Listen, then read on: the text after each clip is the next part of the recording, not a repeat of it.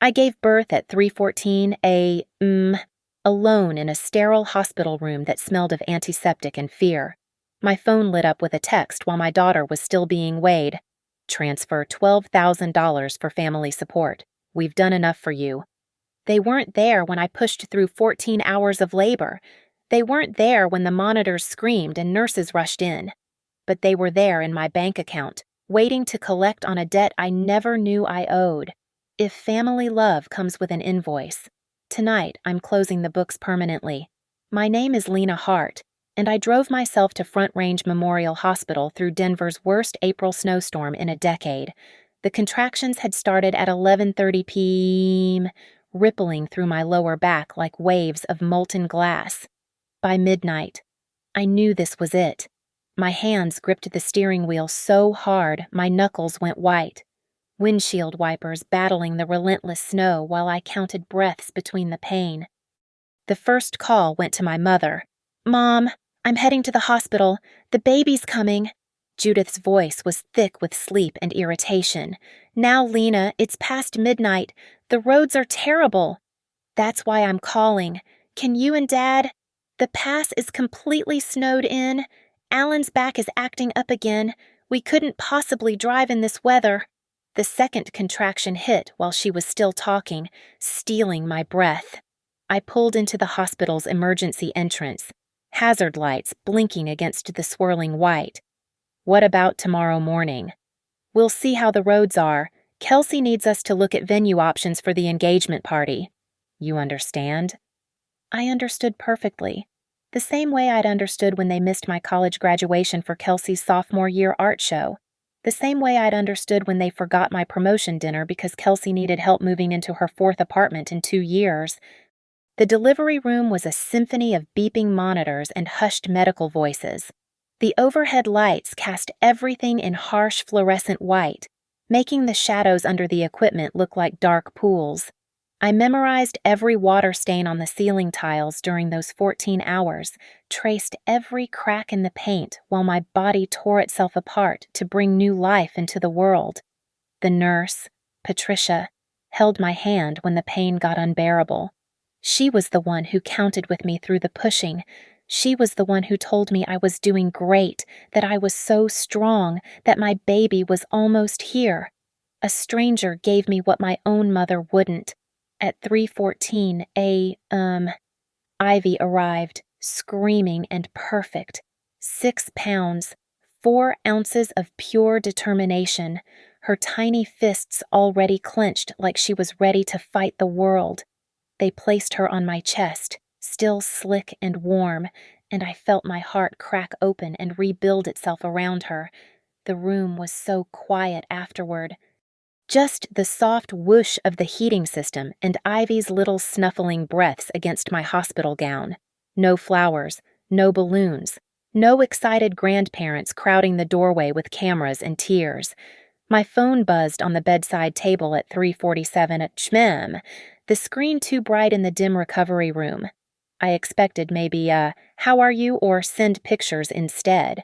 "I got this, Lena. We need you to transfer $12,000 to the family account by Sunday. We've supported you enough over the years. Time to give back. Kelsey's engagement party venue needs the deposit, and your father's medical bills are piling up. Family supports, family." "Mom." I read it 3 times, certain the exhaustion was making me hallucinate. The timestamp showed 3:45 a.m. While I was getting stitched up, while the nurses were checking Ivy's blood sugar, while I was learning to breastfeed for the first time, my mother was calculating what I owed them. A second text followed. "The account number hasn't changed. Don't make this difficult." The nurse came in to check my vitals and found me crying. Not the happy tears she expected.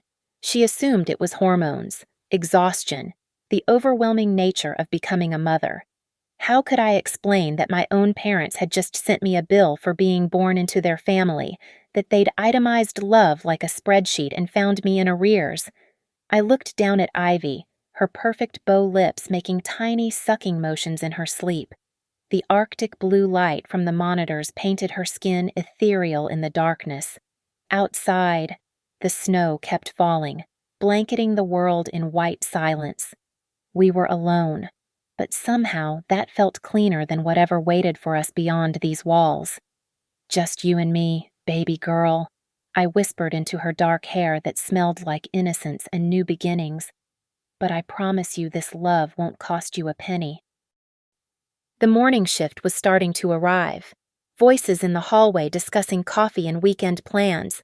Normal people living normal lives where family showed up when it mattered, where birth announcements brought joy, not invoices, where support meant more than money changing hands. Growing up in Arvada, I learned early that love in the Price household came with conditions I could never quite meet. Our split-level house on Maple Street looked perfect from the outside maintained lawn. Seasonal wreaths, the American dream in beige siding. Inside, it was a carefully orchestrated performance where Kelsey was always the star and I was lucky to be credited as crew. The roles were assigned before I even understood we were playing them. Kelsey was the sensitive artist who needed nurturing. I was the responsible one who could handle herself. When Kelsey quit violin after 3 months, Mom framed it as exploring her creative journey. When I wanted to quit softball to focus on my AP classes, Dad said I needed to learn commitment. College was when the financial disparity became impossible to ignore. I worked 3 jobs campus library mornings, tutoring afternoons, bartending weekends while maintaining a 3.8 GPA for my finance degree at CU Boulder. Every dollar went to tuition, rent, or the occasional grocery splurge of name-brand cereal. Meanwhile, Kelsey floated through art school, then psychology, then communications, then back to art. Each pivot came with new tuition bills that my parents paid without question. "Kelsey needs more support," Mom explained when I asked why they couldn't help with my textbooks. "You're so capable, Lena. You've always been able to take care of yourself." Translation: you don't matter as much. After graduation, I landed an entry-level position at Harborline Financial Group. The day I got promoted to junior advisor, I called home, bursting with pride. Dad answered, distracted. "Can't talk long. We're helping Kelsey move into her new place. 4th floor walk-up.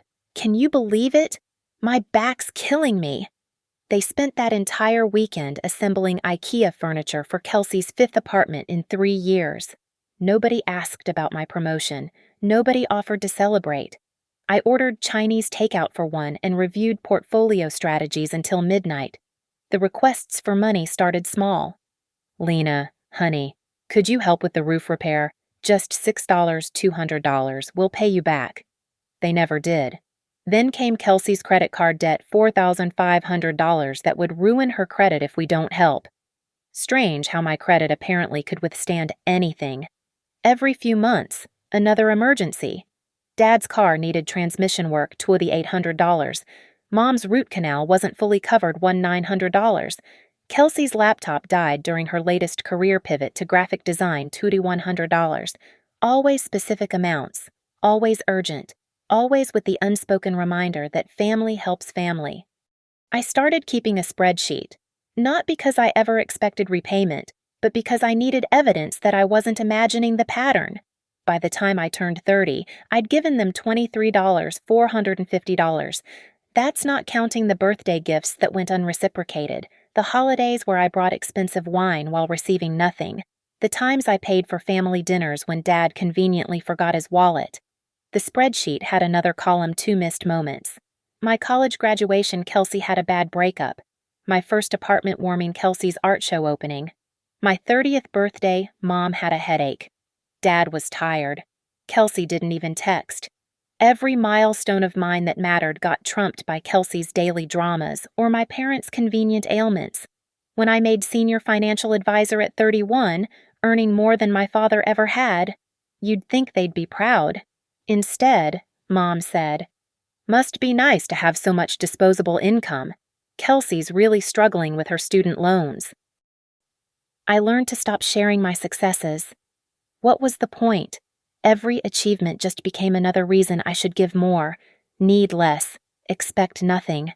The invisible child who'd grown into an invisible adult, visible only when the bills came due. 2 years ago, when Dad had his mild heart episode, I suggested setting up a joint emergency medical fund. Just for health expenses, I emphasized, transferring $5,000 to start. I added $500 monthly, religious as church tithing. The account was meant for peace of mind, knowing they'd have immediate access to funds if something serious happened. Looking back, I should have monitored it closer, should have noticed the withdrawals that started 6 months ago, should have questioned why medical emergencies happened to cost exactly what Kelsey needed for apartment deposits, spa weekends, and apparently now, engagement party venues. But I was busy building my own life, creating the family I chose, friends who showed up, colleagues who celebrated my wins, a therapist who helped me understand that love shouldn't feel like a debt you can never repay. I was busy growing Ivy, alone, preparing for a different kind of family story. The Price family loved me the way a bank loves a reliable customer, appreciating my deposits, sending notices when payments were due, maintaining just enough relationship to keep the account open. And for 32 years, I kept making deposits into an account that paid no interest, gave no returns, just steadily drained me dry. Marcus left when I was 12 weeks pregnant. No drama, no other woman, just a quiet admission over morning coffee that he wasn't ready for this. This being the baby we'd planned, the future we'd discussed, the family we'd supposedly both wanted. He transferred his half of our savings and disappeared into a job transfer to Seattle. Clean, surgical, like removing himself from my life was a simple portfolio rebalancing. I didn't tell my parents for 3 weeks.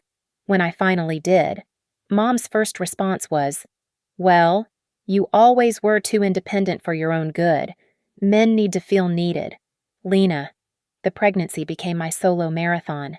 Every appointment, I sat in waiting rooms surrounded by couples, their joined hands resting on swollen bellies. I learned to stop looking at them. The ultrasound tech always turned the screen fully toward me, never having to angle it for a partner. "Strong heartbeat," she'd say. "Do you want pictures?" I always said yes, collecting them in a folder labeled Us. Morning sickness hit me hardest at work. I'd excuse myself from client meetings to vomit quietly in the executive bathroom, then return with mints and a smile. My boss never knew. My colleagues attributed my green complexion to long hours. Only the janitor, Rosa, figured it out, leaving ginger candies on my desk with knowing looks. At 20 weeks, when I found out I was having a girl, I called Mom from the parking lot of the medical center. "That's nice, dear," she said, distracted. "Listen, can you wire Kelsey $600? Her car got towed and she's hysterical." I wired the money. Then I sat in my car and talked to my belly, telling Ivy about all the things we'd do together, all the ways I'd show up for her that no one had shown up for me. The 3rd trimester brought back pain that felt like someone was slowly prying my spine apart. I'd waddle through Harborline's offices, maintaining professional composure while feeling like my body was staging a revolt. Nights were worse. I'd wake at 2 a.m., 3 a.m., 4 a.m., unable to find a position that didn't hurt, nobody to rub my back or bring me water or simply witness the difficulty of creating life. I assembled the nursery alone, 8 months pregnant, crawling on the floor to screw in crib legs while my belly got in the way. The instructions might as well have been in hieroglyphics. I cried twice, threw the Allen wrench once, and finally got it standing at 1 a.m. on a Tuesday. The changing table took 3 more hours. I slept on the nursery floor that night, too exhausted to make it to my bedroom.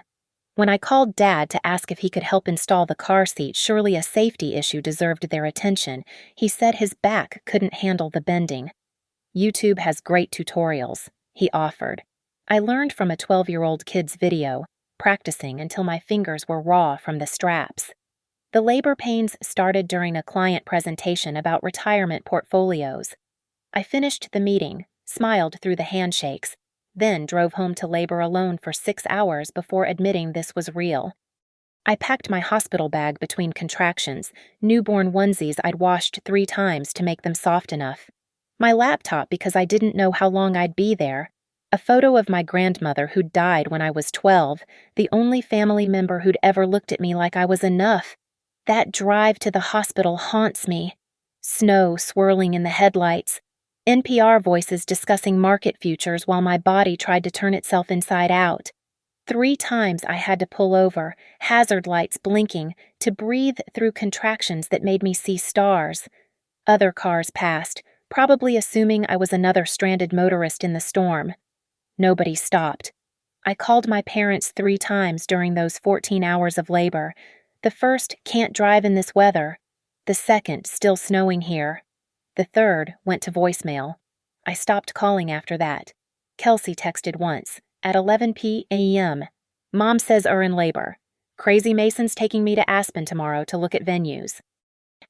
The NICU team whisked Ivy away briefly after birth standard blood sugar concerns for newborns under stress. Those 20 minutes stretched like hours. When they brought her back, stable and perfect, the relief made me sob so hard the nurse checked my blood pressure twice. The next morning brought a $9,800 bill estimate beyond insurance coverage. I was still bleeding, still learning to breastfeed, still processing that I'd just created a human being. And now I was calculating payment plans on my phone while Ivy slept in the hospital bassinet. That's when the $12,000 text arrived. Perfect timing.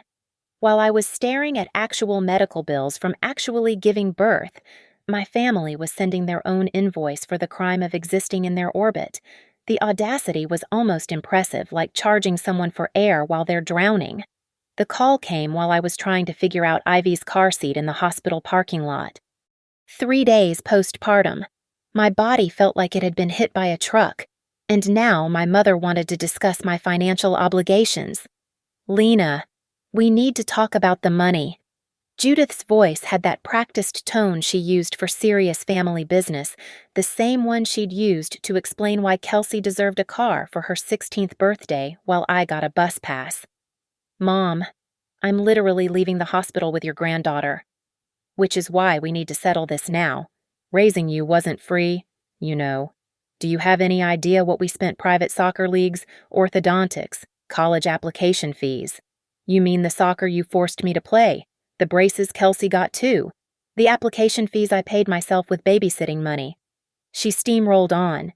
"Your father calculated it once. From birth to 18, at least $250,000. We're only asking for $12,000. That's less than 5% return on investment." I almost laughed. My mother was pitching parenthood like a failed hedge fund. "Return on investment, I'm your daughter, not a stock portfolio." "Don't be dramatic. Kelsey's engagement party needs to be perfect. The Aspen Ridge Lodge requires a $12,000 deposit by Sunday. Family helps family. Where was family when I was in labor for 14 hours? "Oh, Lena, stop being selfish. This isn't about you." It never was. Dad joined the call then, his voice gruff with manufactured authority. "You make good money in finance. 6 figures, right.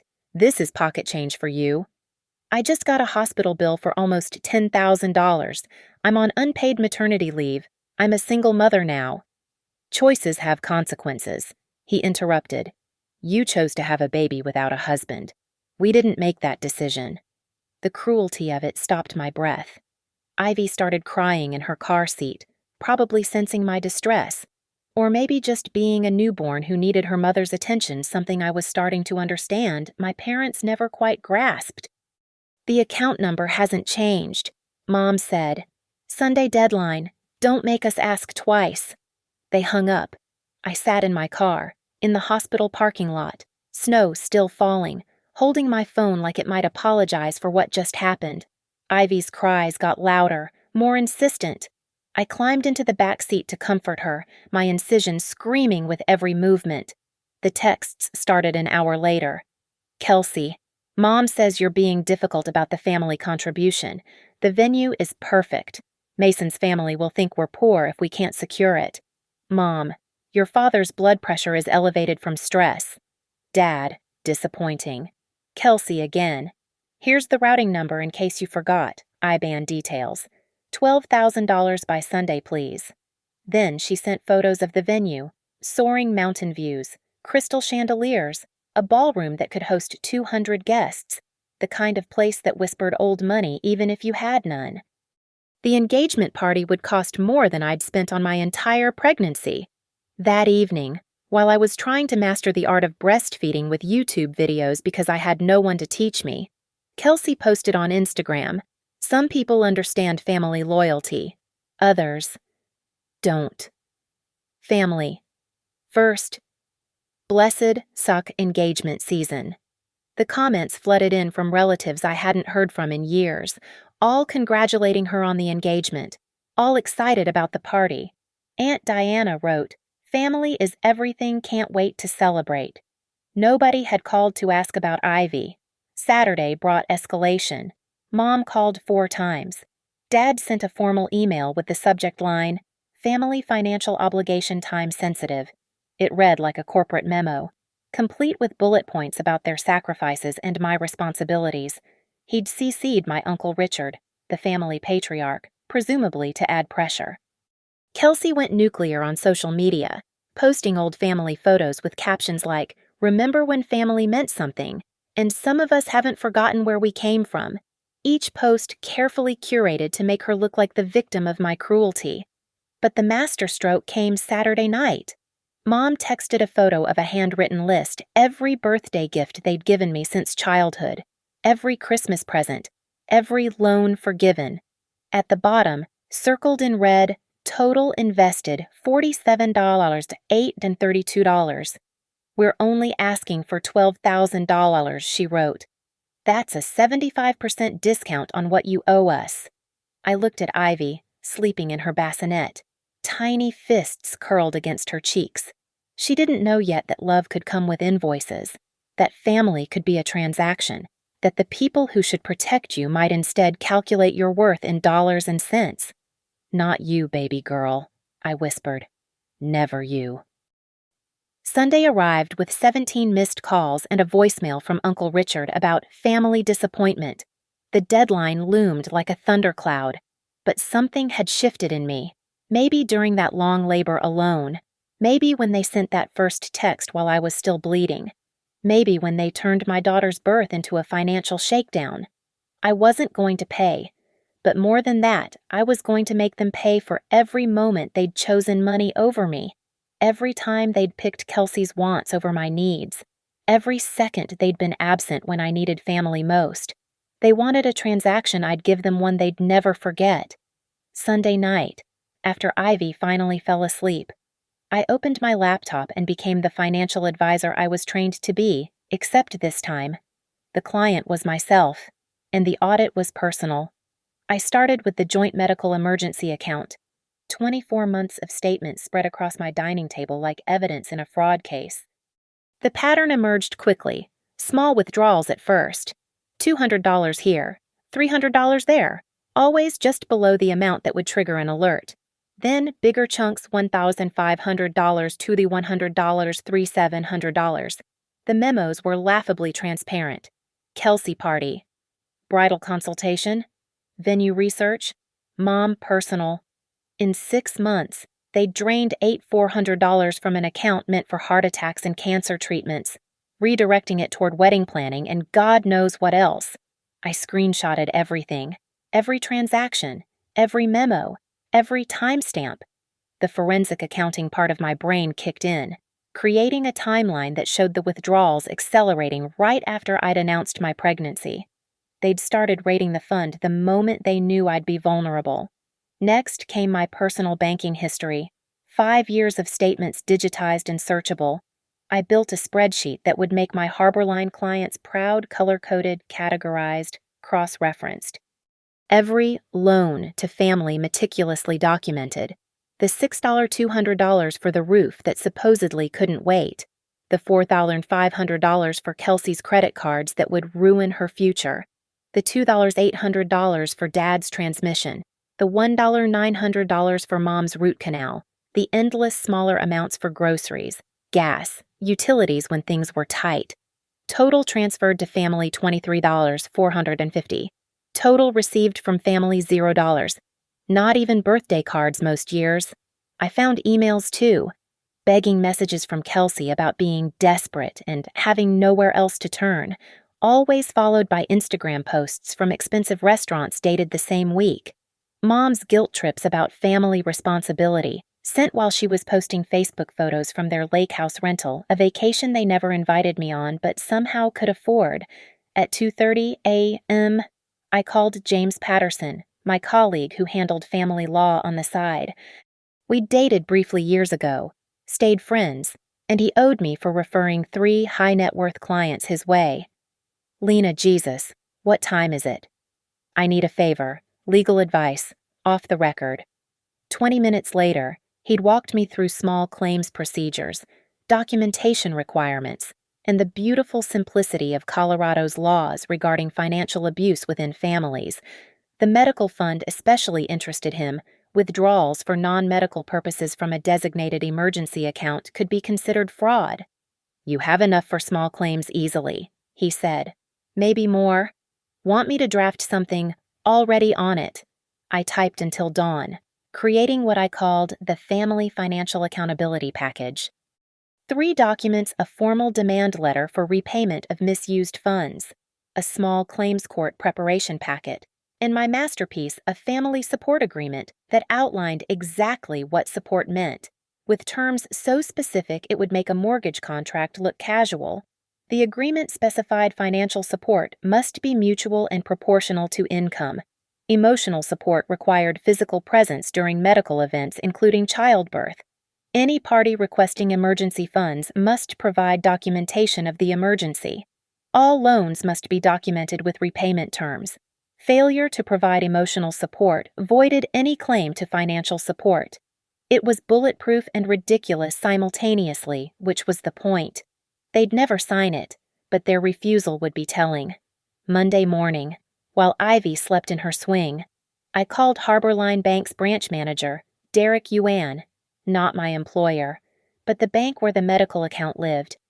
Derek had been trying to get me to move my investment accounts to his branch for 2 years. Time to use that eagerness. I need to freeze a joint account and remove authorized users, I said. Suspected fraud. That's serious. You'll need to come in with documentation. I have 18 months of fraudulent withdrawals documented. Screenshots, spreadsheets, the works. I can be there at noon. His tone shifted. I'll clear my schedule. Next call, setting up an education trust for Ivy. Ironclad, single trustee, exclusively for educational expenses. No way for grandparents to claim emergency access. No loopholes for family support. By afternoon, I'd assembled what any good financial advisor would call a complete portfolio review, except this portfolio was my family's dysfunction, and the review was about to go public. I created a shared Google Drive folder labeled Family Financial Truth and uploaded everything. The withdrawal records, the spreadsheet of unpaid loans, the screenshots of Kelsey's lavish spending while claiming poverty, the timeline showing their absence during my pregnancy versus their presence in my bank account. But I didn't share it. Not yet. Instead, I sent a single text to the family group chat. I've completed a thorough review of our family's financial relationships. I'll be hosting a sip and see party for Ivy this Saturday at Westfield Chapel at 2 p.m. We can discuss the $12,000 then, in person, with full transparency. I'm sure everyone would love to meet the baby. Mom responded immediately. Just send the money, Lena. This isn't necessary. Family supports family, right? Then family should meet family. See you Saturday. Kelsey. This is manipulation. No, I typed. This is accountability. Bring Mason.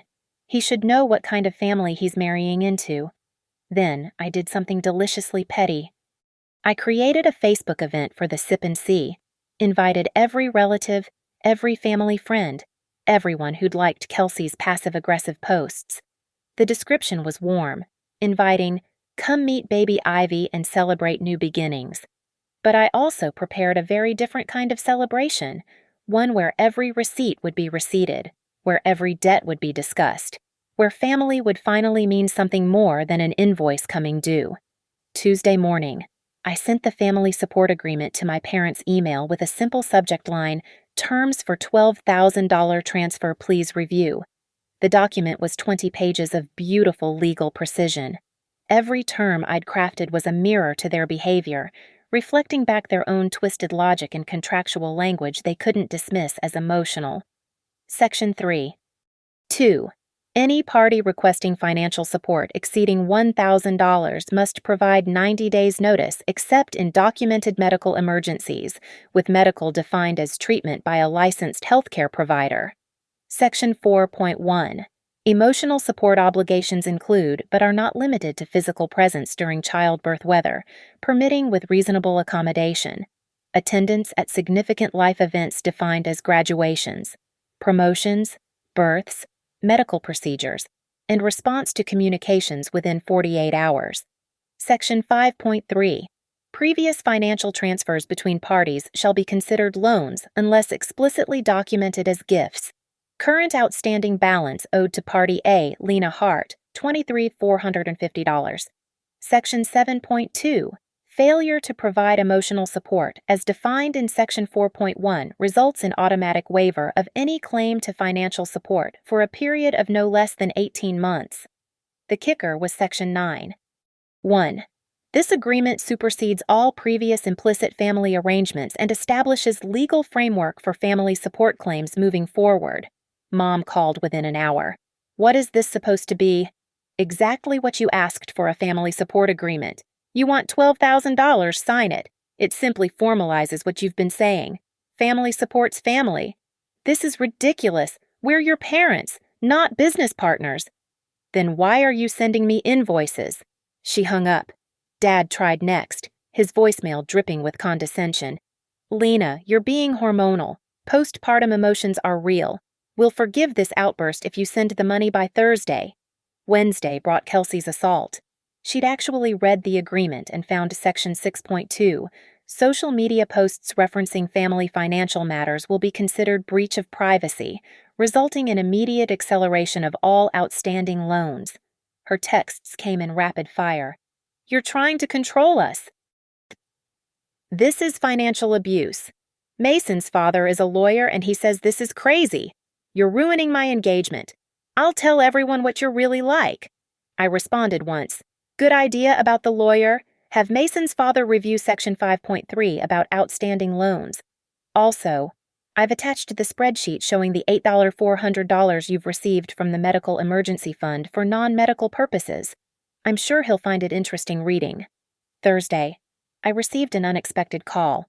Mason. Lena, I hope it's okay I'm calling. I got your number from Kelsey's phone. Let me guess, you're calling to defend your fiancé. Actually, I'm calling because I just saw the withdrawals from your dad's medical account. Kelsey told me that money was from her trust fund. My silence spoke volumes. There's no trust fund, is there? He continued. The venue deposit, the ring upgrade, the honeymoon planning, that's all coming from you somehow. Isn't it? Mason, what Kelsey tells you about money is between you two. She's been showing me wedding venues that cost more than I make in a year, saying her family would cover it. But they're expecting you to cover it, aren't they? I have a baby to feed. I'm not covering anything.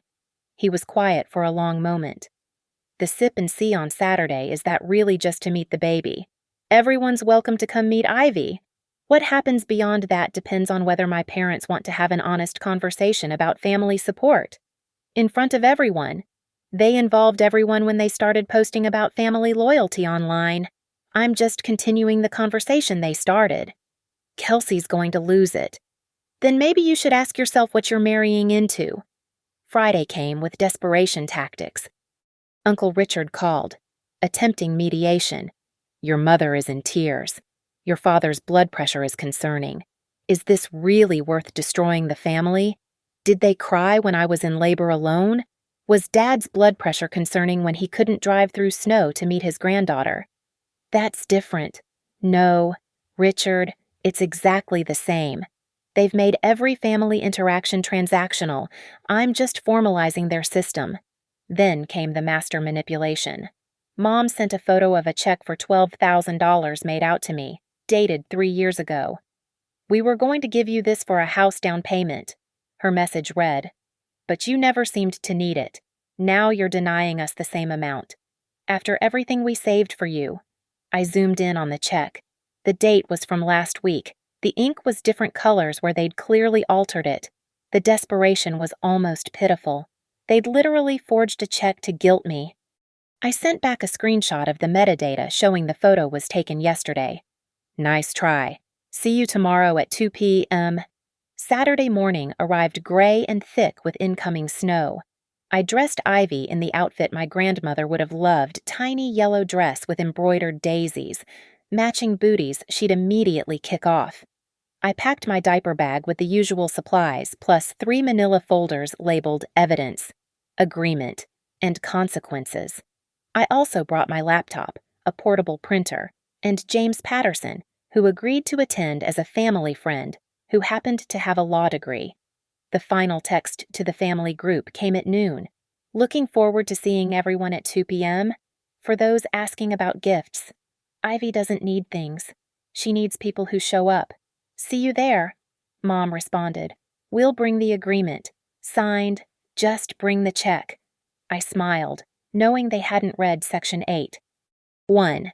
Execution of this agreement requires notarization and witness by a licensed attorney. They thought they were calling my bluff. They had no idea I wasn't bluffing. I was dealing, and I'd stacked the entire deck. Westfield Chapel's community room smelled like coffee and old hymnals, winter light filtering through stained glass windows in fractured rainbows across the polished floor. I arrived early, setting up the space with calculated precision. Folding chairs in a circle, no head table, no hierarchy. Everyone equal witnesses to what was about to unfold. By 1:45, relatives began trickling in. Aunt Diana with her perpetual pearls, Uncle Richard checking his watch, cousins I hadn't seen since Christmas 3 years ago. They cooed over Ivy, passed her around like a blessing, completely unaware they were gathering for a reckoning. Mom and Dad arrived at 1:58, Judith wearing her best church dress, Alan in his only suit. They carried an envelope like a weapon. Kelsey followed, Mason conspicuously absent, her face already pinched with rage. Before we start, Mom announced loudly, pulling the agreement from her purse. We've signed your ridiculous document. Here's our copy. Where's our check? She'd signed it. They'd actually signed it. Without reading Section 8.1 about notarization, without understanding Section 5.3 about outstanding loans, without comprehending they'd just admitted, in writing, to owing me $23,450. Wonderful, I said, taking the document. James, would you mind reviewing this? Mom's face went white as James Patterson stood up, legal pad in hand. James, your colleague James, family friend, I corrected, who happens to be an attorney. You remember Section 8.1, about notarization. This is entrapment. Dad sputtered. No, this is contract law, but let's discuss this as a family, since everyone's here. I stood, Ivy sleeping against my chest in her carrier, and pulled out my laptop. The projection screen I'd arranged earlier flickered to life. Since we're discussing family support, I thought everyone should understand the full picture. The first slide showed a simple chart. Financial support provided by Lena Hart to the Price family 2019-2024. Gasps rippled through the room as the numbers appeared. Every loan, every emergency, every transfer meticulously documented with dates and amounts. $23,450 in 5 years. That can't be right, Aunt Diana murmured.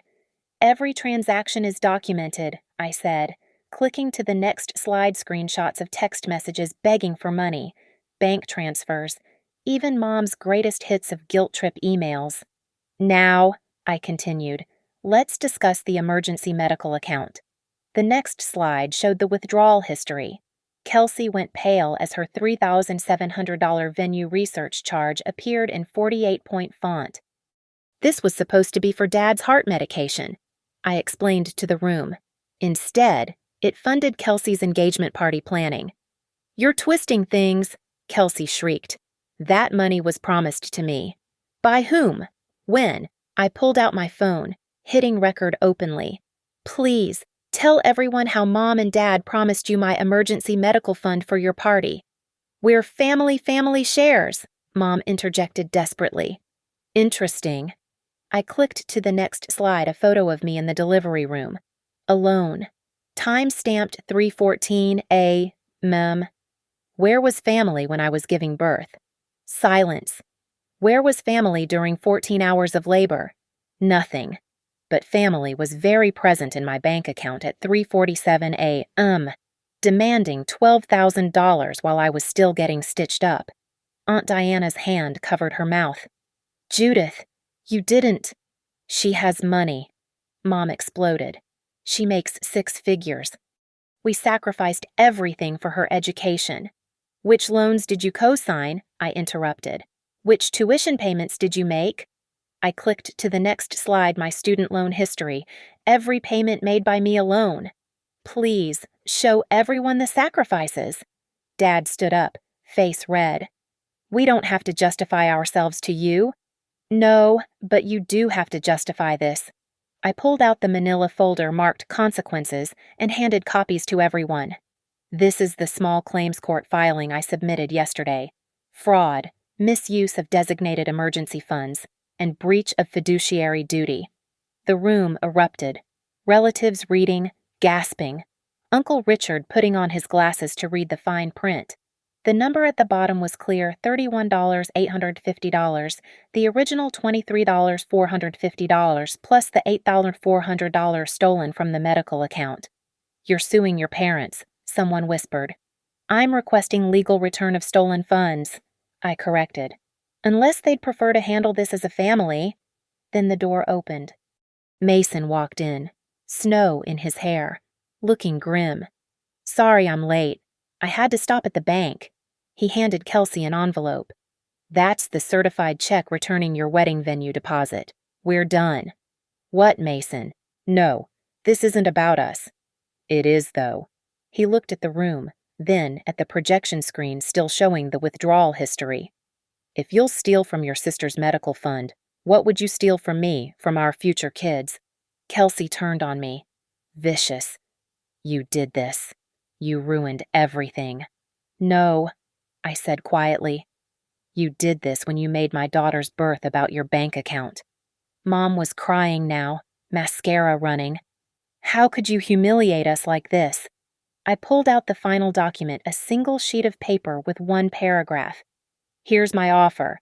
Sign this statement acknowledging the $31,850 debt and agreeing to a payment plan, and I'll withdraw the legal filing, refuse, and we'll see each other in court. This is blackmail, Dad shouted.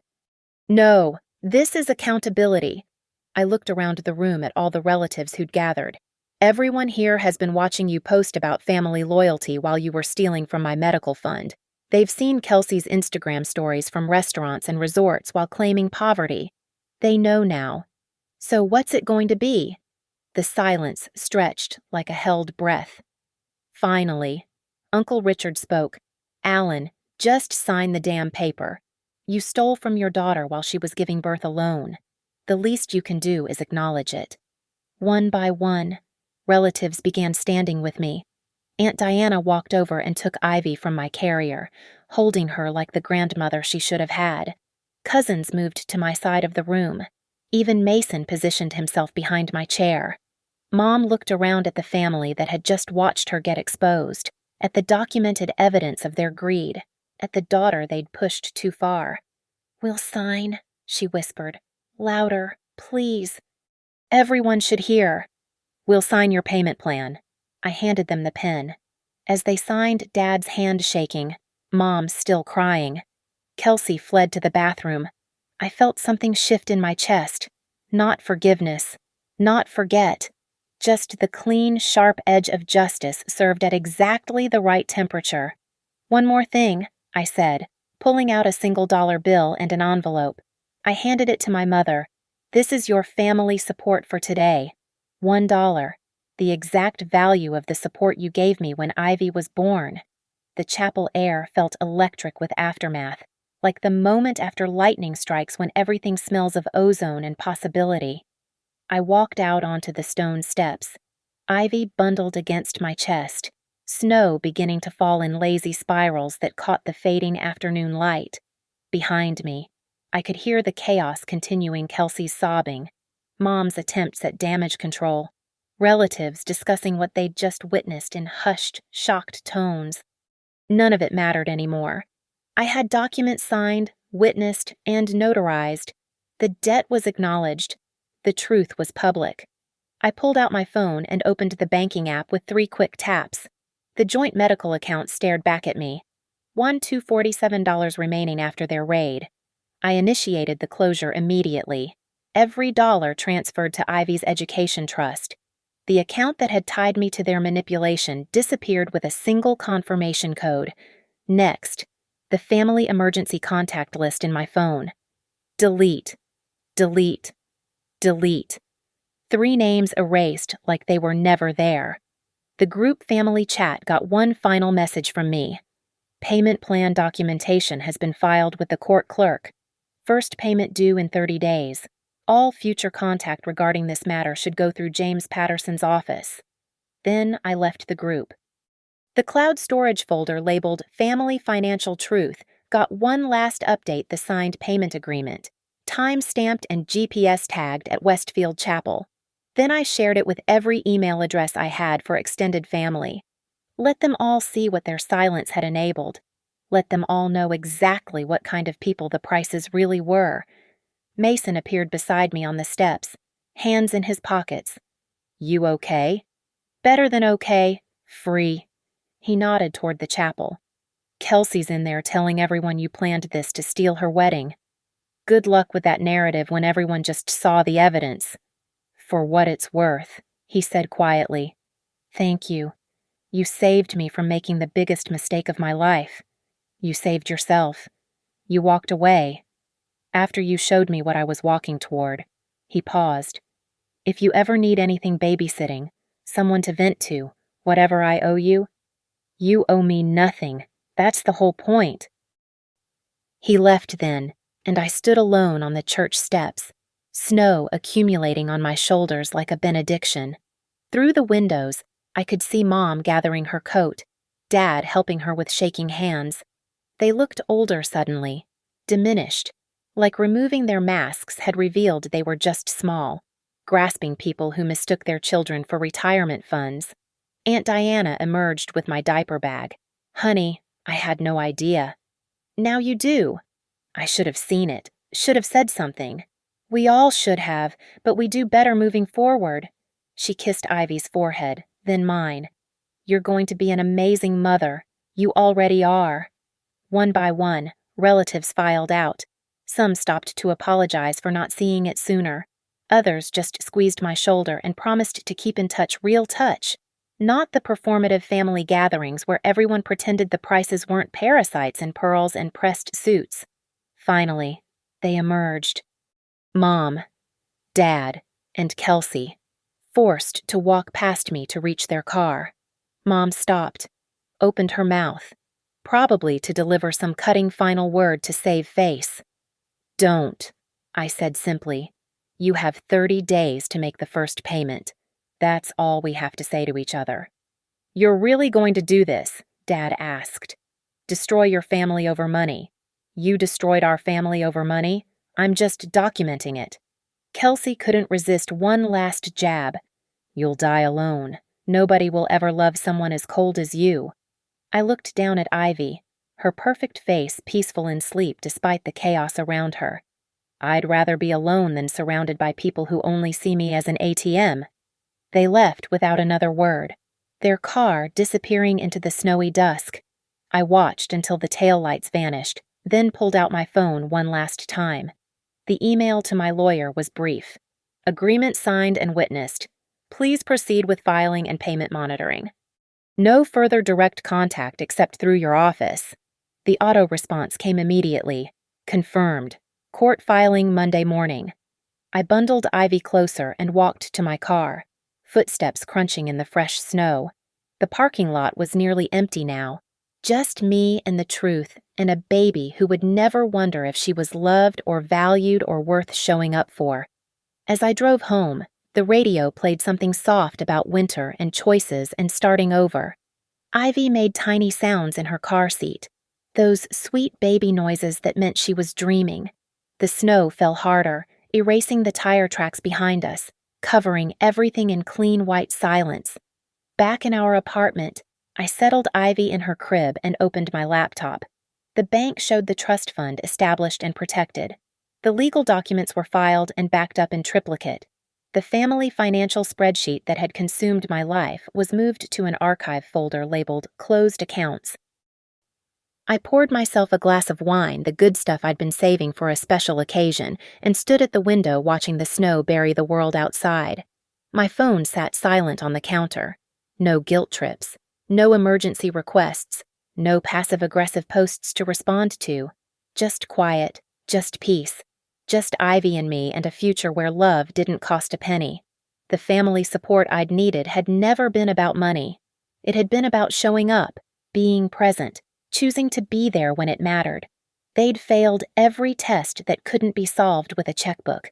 But in that failure, they'd given me something valuable, the knowledge that I could do this alone, that I was enough, that Ivy and I were already a complete family.